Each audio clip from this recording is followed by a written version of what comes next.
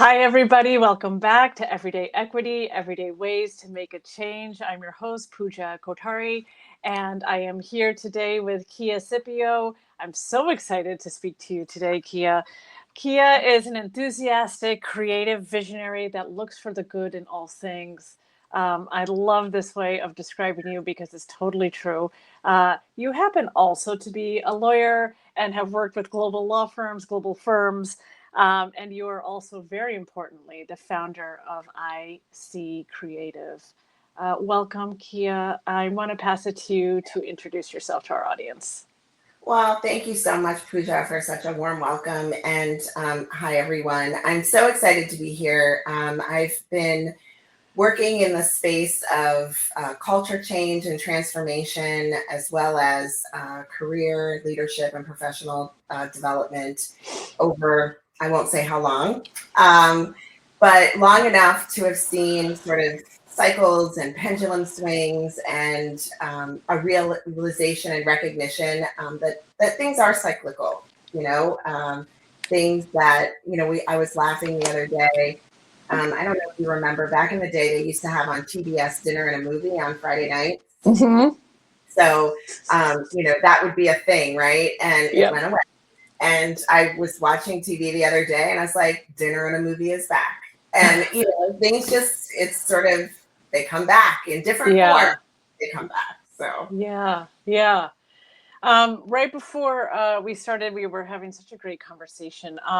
So I want to first ask you what personal experience or moment sparked your commitment to creating positive social change in your community. What started you out here? How, and why are you passionate about creative change? yeah, I mean, I think there were a number of things. I went to a school from elementary through high school where I was one of one or two, maybe three Black children. I graduated from um, high school. There were 135 kids in my class, and I was the one of three Black children in the class, and I was the only girl. So, I was used to sort of standing out and being different. And my mom once told me that, you're going to stand out. So, make it count, make it something good and positive, even if people think otherwise. And I really sort of took that to heart.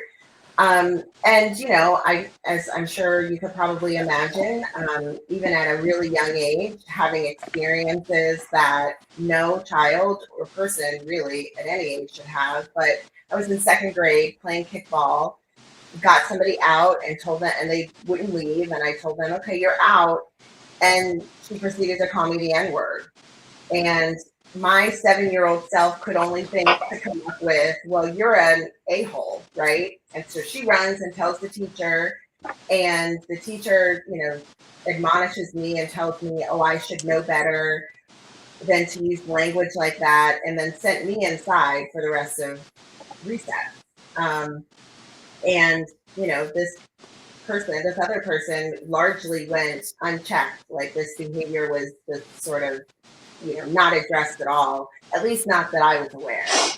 And, I think things like that, really sort of make you realize the disparities in way people are treated, the way offenses are handled, that still persists even to today. And so I think that those kinds of experiences and moments are what really made me committed to wanting to make social change.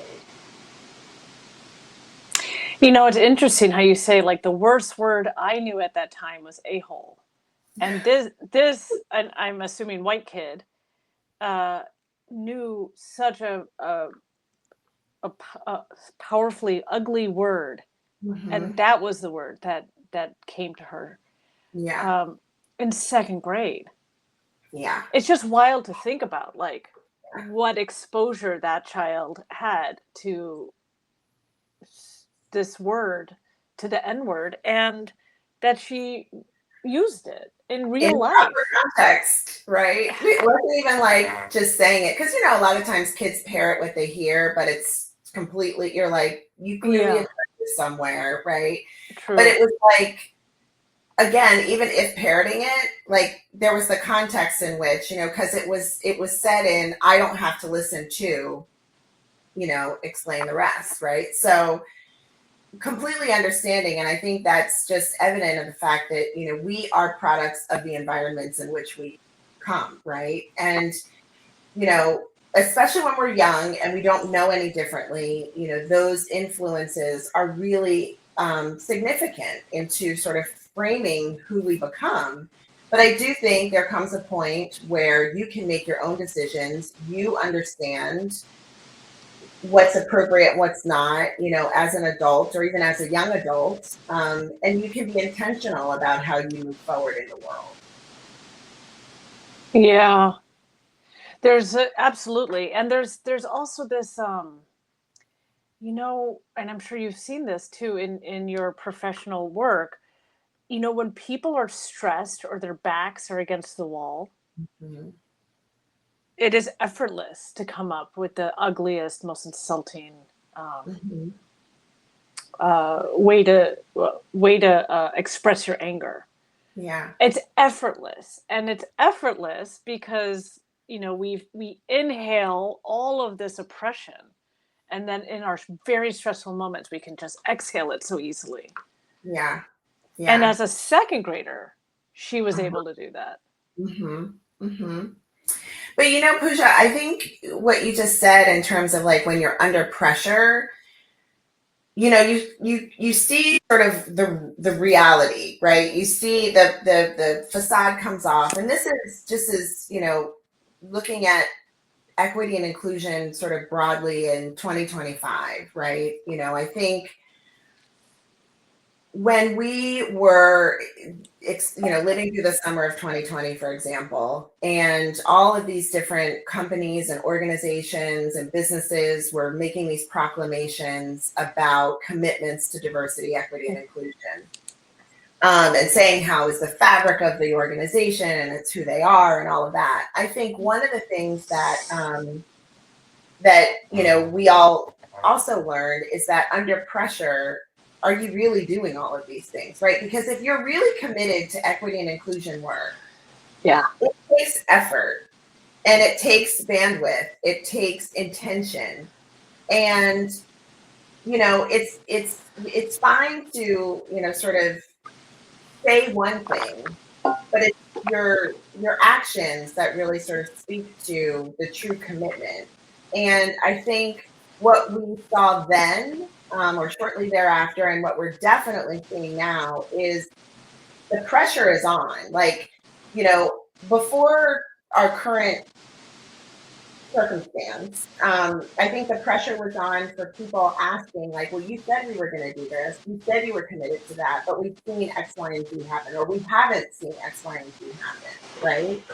Now the new pressure is, well, you can't really do that, and it's an easy excuse to say, oh, well, we would really be committed to X, Y, to A, B, and C, but or we don't want to run afoul of the law, or all the things that, like, really, because what's happening isn't actually legal. But it is very interesting when under pressure, this is when you see what people are made of, what organizations are made of, and you see it, is the commitment real, or is it just something that is a good branding thing to be able to say when you don't want to get in trouble? Mm-hmm. I said this before on another LinkedIn Live, but yeah, that summer I got like 50 requests um, to hold a training, and Oh, people, and out of that, you can imagine, I contracted with zero, and the reason is you could just tell that it was this like chaotic, like, oh, we never thought about this before, now we need to do something. And mhm. when I talked to people, I was like, okay, so what's your foundation for this work? And they're Right. like, this is really the first time we've done it Yeah. across the board.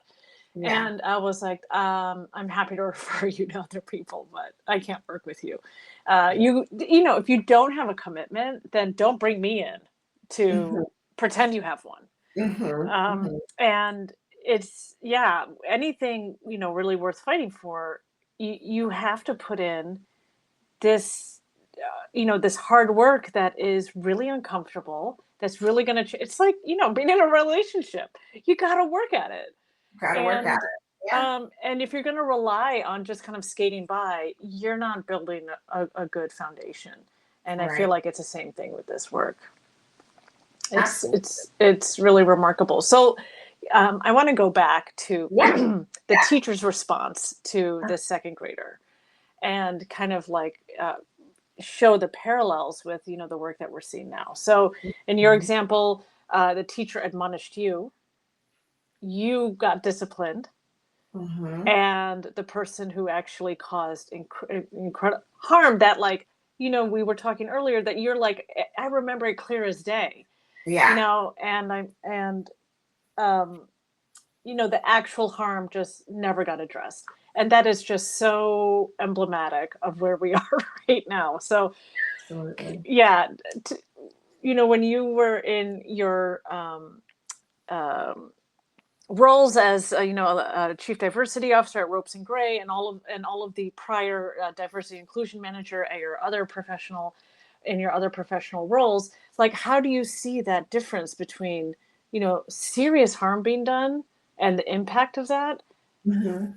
and then nothing being done to kind of remedy that? Yeah, I mean, I think I like to, as you sort of, I like to see the positive in things. So I always sort of approach this work with positive intent, right? And this belief that ultimately we all want the greater good. We all want to live live and work in culturally fluent environments. Mm-hmm. And I think that, it really comes down to sort of what are your priorities? Is it, um, making a lot of money? Is it, creating an environment in which collaboration is key? Is it an environment in which everybody has a voice, and feels a sense of value, feels a sense of being valued and appreciated by the people with whom they work, or for whom they work? Um, and I think, what are the priorities? And you can have all of those things be sort of under this umbrella of key initiatives or key areas of focus for your organization. But what I think oftentimes happens is, we get into a sort of mentality of this is a business, right? Mm-hmm. Which is fair, right? And no one wants to go into business to have to struggle to, keep the lights on, pay Right. bills, all of that. But part of that business is ensuring that you've created a culture of inclusion and belonging for everyone. And recognizing that in order to be a successful business, it does take people from a variety of backgrounds and experiences to be able to allow for the business to grow and flourish and be profitable.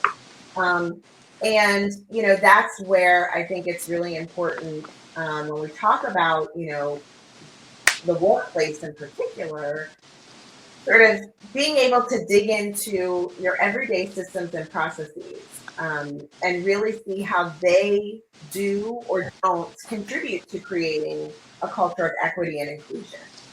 And it's not, I think oftentimes this is broadly, right? Not just within the work world, but there's this sort of mentality that if we're creating equitable opportunities for some, then we're somehow taking something away from others. And the reality Mm-hmm. is if we're creating equity, it means we all have the opportunity to fully realize and maximize all of the potential that is out there. Yeah. And, but these words have been so weaponized and they're so triggering to some where, as soon as you say equity and inclusion, suddenly it's like, oh, well, somehow, this piece of the pie, this large piece of the pie that I've been benefiting from and feeding off of is Yeah. now somehow be halved, or I'm only going to get a sliver of it, when the reality of it is, shouldn't we all be able to have access to this large piece of pie? And if we're all working upstream together, we can make a difference. We'll all see the benefits. Yes. So yeah, I just think it's important to realize that while the bottom line may be profit, it takes a number of different ingredients to make that sort of make you get to that point. And part of that is equity and inclusion, and creating systems and processes, institutional systems and processes that allow for you to recruit the best talent, develop people to fully realize all that they can bring to the organization, to promote and recognize as leaders people across the board, and not just sort of the select few or the ones that we see all the time. Those are all things that significantly contribute to success. And I think we have to stop looking at equity and inclusion as sort of these separate and apart things, but look at it from the perspective of the whole. Completely. Just to give an example, I think you don't start a business and then say, we don't need our accounts receivable department. We don't need finance. You know what? We'll deal with that later. No one would do that. And it's the Correct. same thing, like you said, it's part of your business development. And Harvard Business Review and all of these, big, institutions have to write the business case for diversity. I remember reading like articles about that in 2015, 2016. Like, I was like, why do we need a business case? If you're stopping people from reaching their potential, then you're limiting your capitalism's, based success. If you let's say you're a law firm, you Mm-hmm. need clients to run a law firm because your clients pay your bills and your clients hire you, and then that's how you pay your salaries. So if you're going to stifle people from growing to their full potential because you don't believe in equitable access or inclusion, then you're stopping amazing people going into their network to bring clients into your firm. Why would you Mm-hmm. do that? It's a Yeah. waste. It's such a waste of human potential, which is, honestly the story of this country. But um, in this situation with your teacher and you know protecting the whiteness and maybe being afraid to or feeling incompetent to address the real underlying issue just perpetuates this whole thing that we're talking about, that happens in law firms, that happens in schools.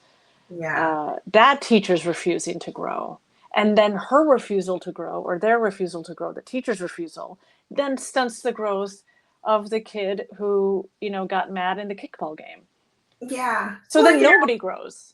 I think it's one of those things. I think you're sort of going in this direction where people recognize when things aren't right. They hear the disparaging comment, they see the discriminatory behavior, but they don't say anything because they don't want to be sort of in the fray, right? Or they don't want to be the Yeah. person, they don't want to be in the middle of any kind of a conflict. Yeah.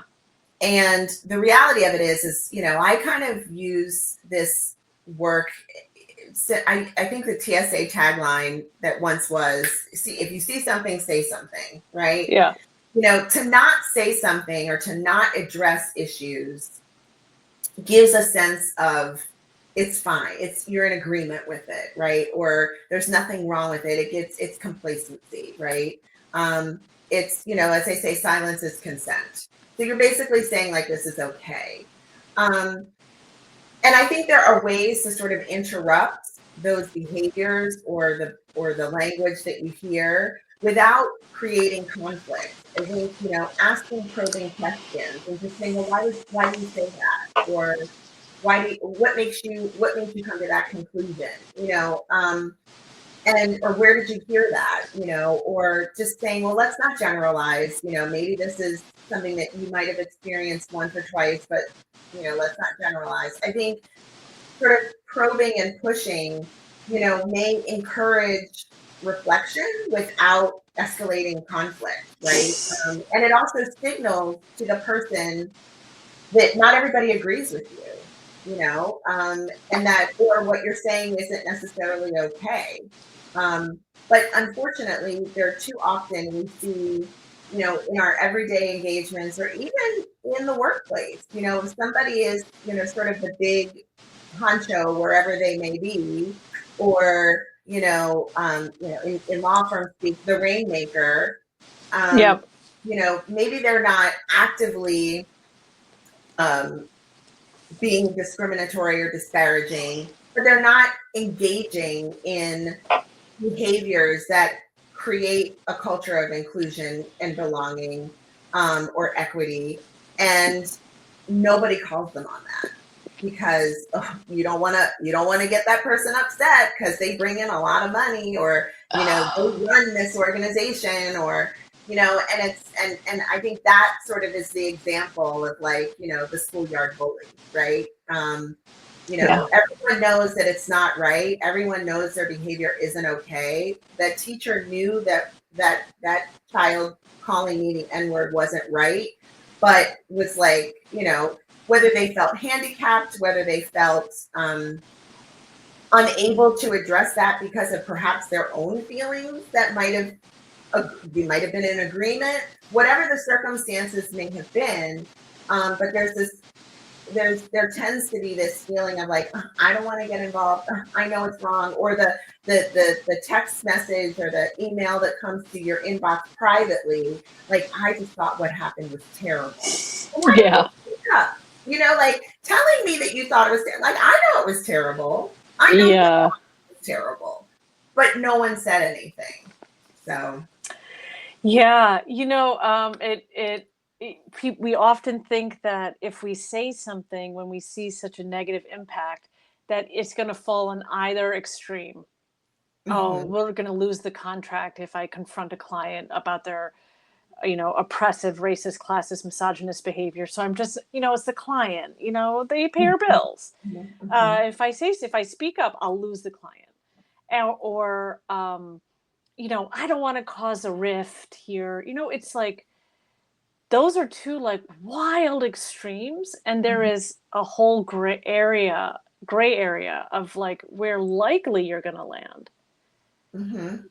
Why? But our brain goes to like these extreme binaries of like, okay, I'll just stay silent. I mean, I'm not complicit. I mean, I'm so sorry this happened to you.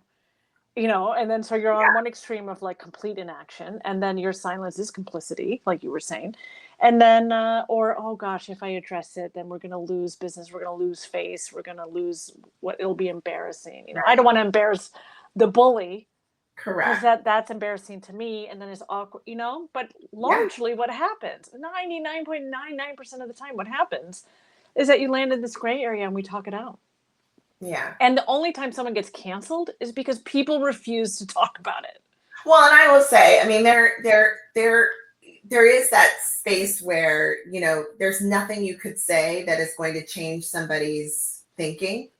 Um, and, in that case, like, to me, it's not worth my time and effort to do that. And that's okay, right? Like, I Yeah. think sometimes there are just some people that they are who they are, and we're going to let them go their merry way. And I know that, oftentimes that might be the rainmaker or the client. And I think that comes down to, again, it's sort of looking at your, if it's the fabric of the organization, do you want clients like that? Or do you want somebody that works in an organization that's like that creates this sort of acrimonious environment? Yeah. All easier said than done, right? But it's still, I think we have a responsibility as people when we see something to say something. Yeah. So I want to ask you on this topic, you have some strategies to have these difficult conversations about equity, inclusion, about addressing the harmful and negative impacts. Um, can you discuss what have you used in the past? What's your like go-to strategy? Yeah, I mean, so I love people. I love talking to people. I love getting to know people. And so I think when you know people, you also know sort of the things that motivate them. You know the perspective and the lens from which they're coming. There are always those sort of surprising things that you're like, "Ooh, I had no idea about. I didn't know this about you, Pooja," or whatever the circumstance may be. Mm-hmm. Um, but I think, you know, having conversations with people about, sort of who they are, the work they do, why they do what they do, it's about meeting people where they are. And so, sometimes it is understanding like what they said was completely inappropriate. And so I'm going to have a private conversation with this person because I recognize sort of saying something in that moment is going to put them on the defensive and they're not going to receive whatever it is that I'm trying to say, right? So it's knowing the person and knowing like how and when to have the conversation with them and what that conversation looks like. And usually there's some connection, there's something that they can relate to that you can connect or tie to the issue that you have, right? And if you connect that issue with something that's meaningful to them, usually that's how you get sort of the, oh, okay, I get it. And that's not to say that the initial response may not be putting them on the defensive and they may feel like, have a lot of justifications for why they did or said what they did. But usually, most people come around, when you have sort of addressed something with them in a way that is not, sort of disparaging to them or disrespectful to them, and is some level of relatedness. I think that is, for me, the key to having not just challenging conversations, but impactful conversations. Um, what I never want somebody to walk away from a challenging conversation as it relates to equity and inclusion or anything for that matter is, oh, well, I can't say that because Kia will be all over me, right? I Yeah. want to feel like I wouldn't say that because I realize that saying that creates, sort of this environment for this broader group of people, right? And that, Yes. sort of that's the approach that I ultimately want and not being seen as like the police.